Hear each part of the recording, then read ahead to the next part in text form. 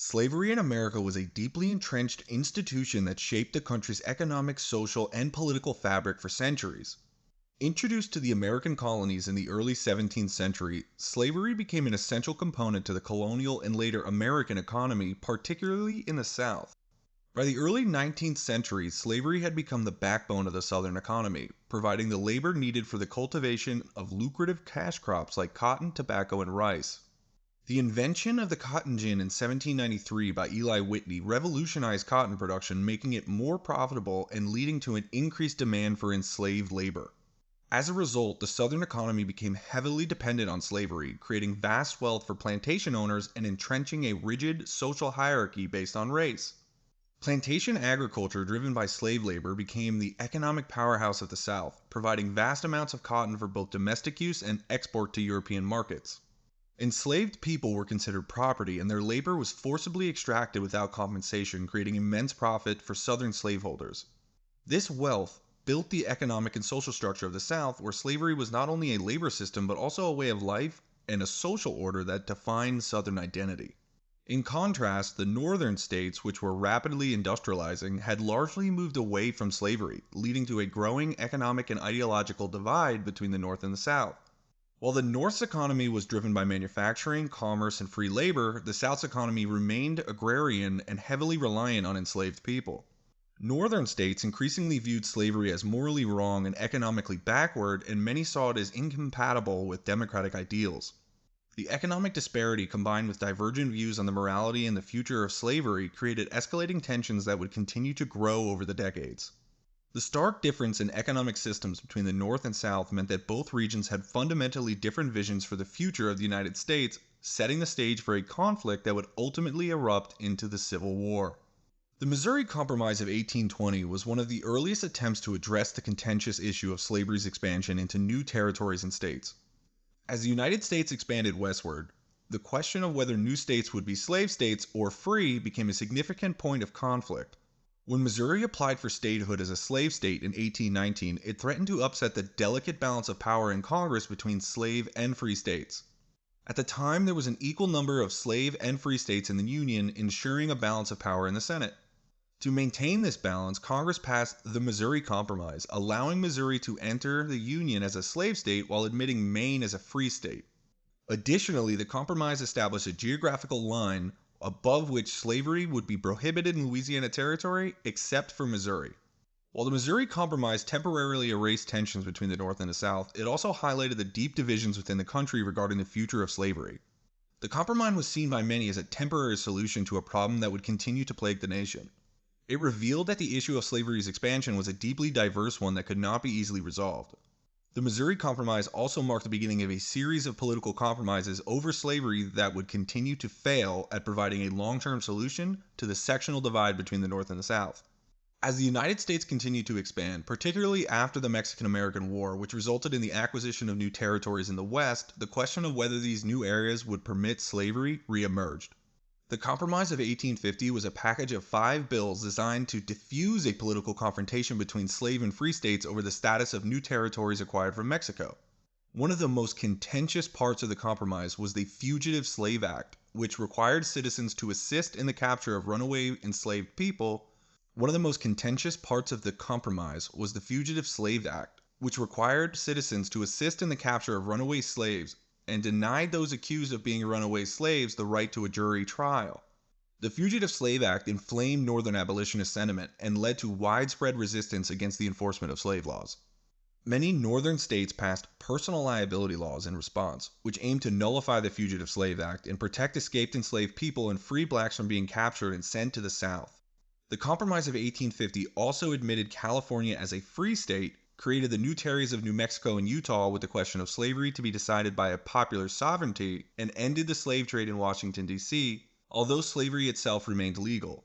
While the Compromise of 1850 temporarily eased tensions, it further polarized the North and the South and set the stage for more conflict. The controversial Fugitive Slave Act, in particular, made clear to the North that the South would not compromise on the issue of slavery and was willing to expand its reach into the northern states to protect its interests.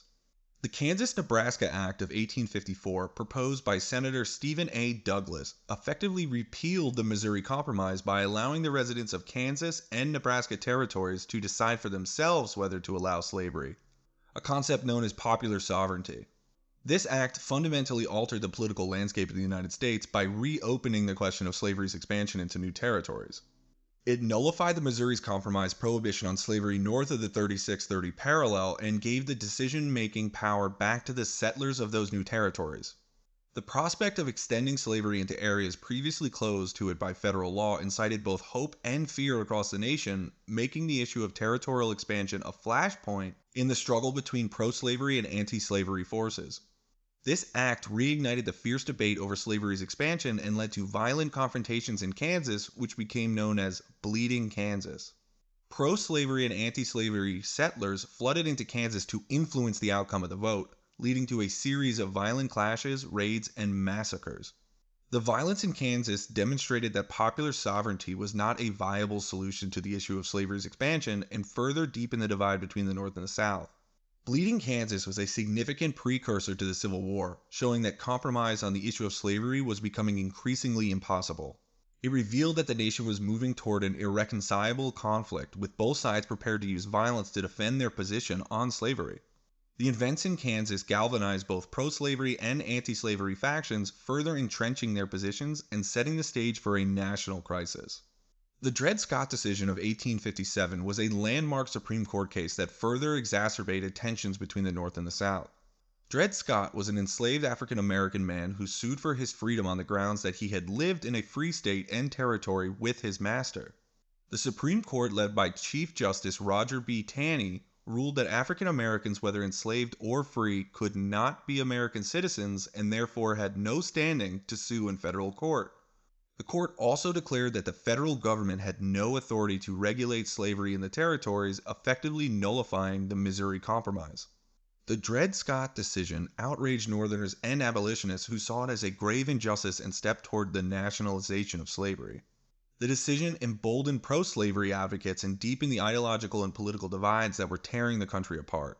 It made clear that the issue of slavery could not be resolved through legal or political means alone, as the highest court in the land had essentially ruled in favor of the pro-slavery position. The Dred Scott decision also helped fuel the rise of the Republican Party, which opposed the spread of slavery into the territories and saw the decision as an example of the slave power conspiracy to expand and protect slavery across the United States. John Brown was a radical abolitionist who believed that armed insurrection was the only way to overthrow the institution of slavery in the United States. In 1859, Brown led a raid on the federal armory at Harper's Ferry, Virginia, with the aim of inciting a slave uprising. Brown's raid failed, and he was captured, tried for treason, and executed. However, the raid had a profound impact on the nation, further polarizing the North and the South. To many Northerners, Brown became a martyr for the abolitioner cause, a symbol of willingness to sacrifice one's life for the freedom of others. His dignified demeanor during his trial and execution won him sympathy in the North and made him a powerful symbol for the abolitionist movement. Meanwhile, Southerners viewed the raid as an act of terrorism and proof that the abolitionists were willing to use violence to achieve their goals. The raid heightened Southerners' fears of a widespread slave revolt and increased the likelihood of secession. Brown's actions and the national response highlighted the extent of the nation's division and foreshadowed the coming conflict, as both sides saw the potential for violent conflict over the issue of slavery. The election of Abraham Lincoln in 1860 was the final catalyst that led to Southern secession and the onset of the Civil War. Lincoln, a Republican, ran on a platform that opposed the expansion of slavery into the Western territories, though he did not advocate for the immediate abolition of slavery in the South. His election was seen as a threat to the Southern way of life and the institution of slavery, despite his reassurances that he would not interfere with slavery where it already existed.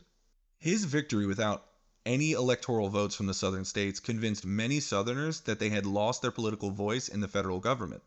This sense of political isolation and threat to their economic and social systems led many Southern states to believe that secession was their only option to protect their interests. Within months of Lincoln's election, several Southern states seceded from the Union, forming the Confederate States of America and setting the stage for the Civil War. If you enjoyed this video, please comment below on what you liked, what you didn't like, what you want to hear more about, and subscribe, and we'll see if we can cover it in the next one.